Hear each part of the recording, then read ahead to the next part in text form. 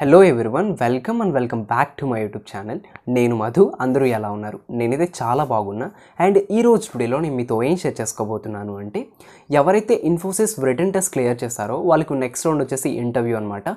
So ఈరోజు నా main aim ఏంటంటే, ఇన్ఫోసిస్ ఇంటర్వ్యూలో ఎలాంటి క్వశ్చన్స్ అడుగుతారు, వాటికి మనం ఎలా ఆన్సర్ చేయాలి, మన క్వశ్చన్స్ వాళ్ళు అడిగే క్వశ్చన్స్ లెవెల్ ఎంత రేట్ వరకు ఉండొచ్చు, అండ్ వాళ్ళు అడిగిన ప్రతి ఒక్క క్వశ్చన్కి ఎలా ఆన్సర్ చేయాలి అన్నది ఈరోజు నేను మీతో డిస్కస్ చేయబోతున్నాను అనమాట. సో నేను చెప్పే ఈ కంటెంట్ మీకు నచ్చినట్లయితే సబ్స్క్రైబ్ చేసుకోండి. అలాగే ఇంకా ఎలాంటి విషయాల గురించి తెలుసుకోవాలి అనుకుంటున్నారో కింద నాతో కమెంట్ సెక్షన్లో తెలియచేయండి. Let's start. So Infosys written test వచ్చేసి డిఎస్పీ రోల్ అయినా, ఎస్పీ రోల్ అయినా, లేదా సిస్టమ్ ఇంజనీర్ అయినా ఎవరైతే క్లియర్ చేస్తారో వాళ్ళందరికీ ఈ నెల అంటే జనవరి 31 నుంచి ఫిబ్రవరి 14 లోపల ఇంటర్వ్యూ అయితే షెడ్యూల్ అయిపోతుంది అనమాట. ఆల్రెడీ కొంతమంది మెయిల్స్ రిసీవ్ చేసుకుంటున్నారు. So you have been shortlisted for the next round. So ఆ నెక్స్ట్ రౌండ్ ఏంటి అంటే ఇంటర్వ్యూ అనే అర్థము. సో ఈ ఇంటర్వ్యూలో వాళ్ళు బేసిక్గా ఎలాంటి క్వశ్చన్స్ అడుగుతారు, what is the total criteria, ఎలా ఉండబోతుంది అన్నది ఇప్పుడు చూద్దాం. సో ఎవరైతే ఇంటర్వ్యూకి సెలెక్ట్ అయ్యారో వాళ్ళకి ఒకరోజు ముందు నైట్లో కానీ లేదా ఒకరోజు ముందు ఇంటర్వ్యూకి సంబంధించి మెయిల్ వస్తుందన్నమాట. నెక్స్ట్ డే ఉండే ఇంటర్వ్యూ ఈరోజు నైట్లో కానీ లేదా ఒకరోజు ముందు ఇంటర్వ్యూకి సంబంధించి మెయిల్ వస్తుంది. సో ఆ మెయిల్లో టైమ్ అండ్ డేట్, స్పెసిఫికేషన్స్ కంప్లీట్గా ఉంటాయి. అది ఒకసారి మీరు ఎప్పుడు చెక్ చేస్తుండండి మెయిల్ని. తర్వాత వచ్చేసి ఇప్పుడు ఇన్ఫోసిస్ ఇంటర్వ్యూ వచ్చేసి TR+HR అయినా ఉంటుంది, లేదా TR+MR+HR అయినా ఉంటుంది అనమాట.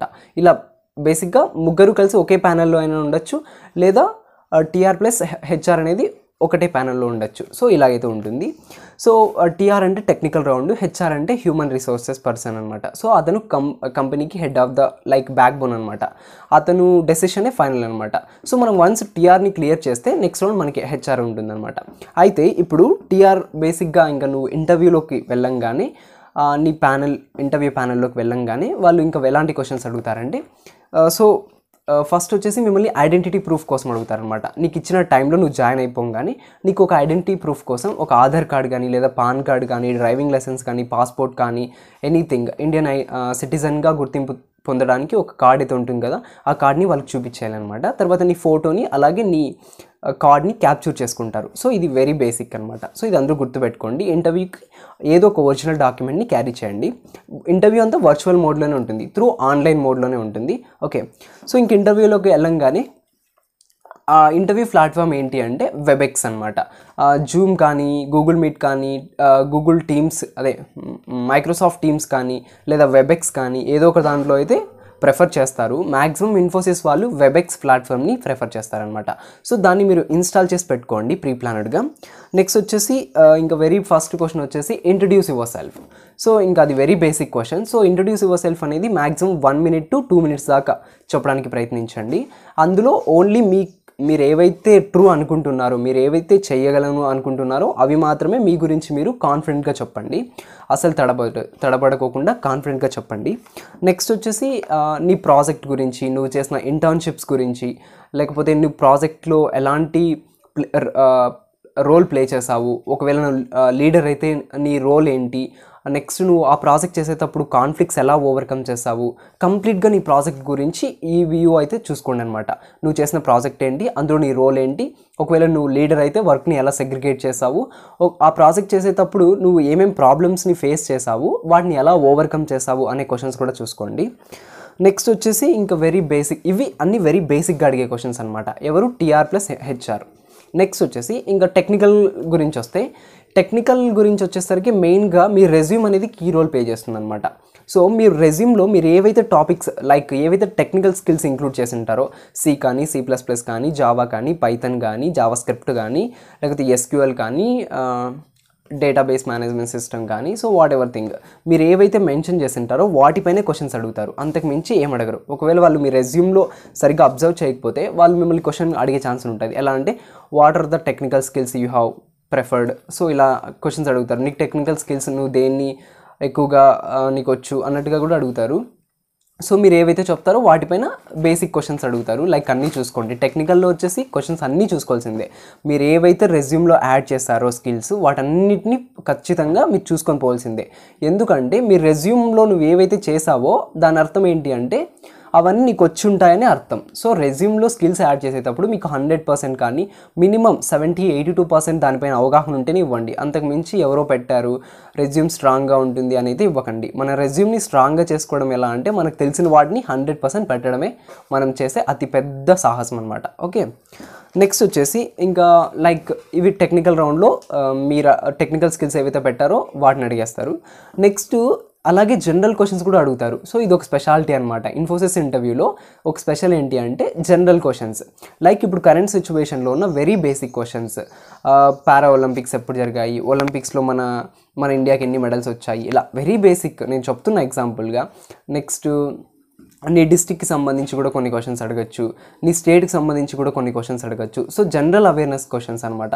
లాస్ట్ టైం మనము ఎన్నో రిపబ్లిక్ డే సెలబ్రేట్ చేసుకున్నాము, who is our prime minister, who is our, so ఇలా బేసిక్ అంతే. I'm not be sure. So basic questions అడుగుతారు. నా ఫ్రెండ్కి అడిగింది వచ్చేసి మన నేషనల్ ఫ్లాగ్ ఉంది కదా, కంట్రీ ఫ్లాగ్, సో దానికి ఇంకో పేరు ఏంటి అని అడిగారు. అలాగే continents in the world, so వరల్డ్లో ఎన్ని కాంటినెంట్స్ ఉన్నాయని అడిగారు.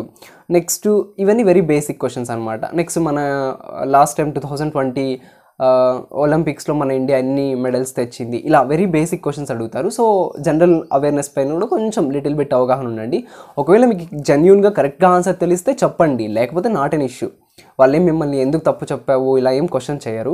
మీకు తెలిస్తే హ్యాపీగా ఎస్ సార్ చెప్పేసేయండి, లేకపోతే no sir I don't have aware about that but I will be work out on that particular topic or domain అని చెప్పు అంతే. ఓకే, నెక్స్ట్ వచ్చేసి ఇంకా హానెస్ట్గా ఉండడానికి ట్రై చేయండి. ఆన్సర్ని ఫేక్ చేయడం కానీ లేకపోతే ఫ్రాడ్ చేయడం కానీ ఇలాంటివి ఎప్పటికీ చేయొద్దు. ఒకవేళ వాళ్ళు మిమ్మల్ని కోడింగ్ అడిగితే మీకు తెలిస్తే రాయండి, తెలియకపోయినా లైక్ మీకు లాజిక్ ఎంతవరకు తెలిస్తే అంతవరకు హానెస్ట్గా రాయండి. ఒకవేళ తెలియకపోతే సార్ నాకు ఇంతవరకే వచ్చు, నేను ఇంతవరకు నేర్చుకున్నా, లేకపోతే నాకు ఇప్పుడు స్ట్రైక్ కాలేదు, ఇప్పుడు నాకు అంత ఐడియా రాలేదు, సో నేను నెక్స్ట్ టైం నేర్చుకోవడానికి ప్రయత్నిస్తాను సార్ అని చెప్పండి అంతే. నెక్స్ట్ వచ్చేసి ఇంకా ఇదంతా టెక్నికల్ రౌండ్లో జరుగుతుంది అనమాట. ఇంకా హెచ్ఆర్ రౌండ్కి వచ్చేసరికి హెచ్ఆర్ రౌండ్ వచ్చేసి వాళ్ళు కూడా అంతే, మనల్ని ఏం పెద్ద ఇబ్బంది పెట్టే క్వశ్చన్లు అడగరు. నెక్స్ట్ నువ్వు బాండ్స్ అండ్ అగ్రిమెంట్స్ పైన సైన్ చేస్తావా, నెక్స్ట్ నువ్వు రీలొకేట్ కోసం ఇష్టపడుతున్నావా, నీలో పాజిటివిటీ ఏంటి, నీలో స్ట్రెంగ్స్ ఏంటి, నీ వీక్నెసెస్ ఏంటి, నీ డేలో బెస్ట్ రోజు ఏది, నీ లైఫ్లో బెస్ట్ రోజు ఏది, నీ లైఫ్లో వరెస్ట్ రోజు ఏది, నెక్స్ట్ నీ లైఫ్లో ఇన్స్పిరేషనల్ పర్సన్ ఎవరు, ఇలాంటి క్వశ్చన్స్ అడుగుతారనమాట హెచ్ఆర్ రౌండ్లో వచ్చేసి. హెచ్ఆర్ రౌండ్ వచ్చేసి కంప్లీట్గా మీ పర్సనాలిటీని చెక్ చేసే రౌండ్ అనమాట. అంటే నువ్వు ఒక కంపెనీలో ఇస్తే డిఫరెంట్ సిచ్యువేషన్స్లో నువ్వు ఎలా బిహేవ్ చేయగలుగుతావు, నీ కంప్లీట్ పర్సనాలిటీ, నీ మైండ్ సెట్ని అండ్ నువ్వు ఆ వర్క్కి కరెక్ట్ కాదా లేదా అని చెక్ చేసేదే హెచ్ఆర్ రౌండ్ అనమాట. హెచ్ఆర్ రౌండ్లో మిమ్మల్ని ఇబ్బంది పెట్టే క్వశ్చన్స్ అయితే ఎలాంటివి ఉండవు, ఓన్లీ నీ పర్సనాలిటీ గురించే.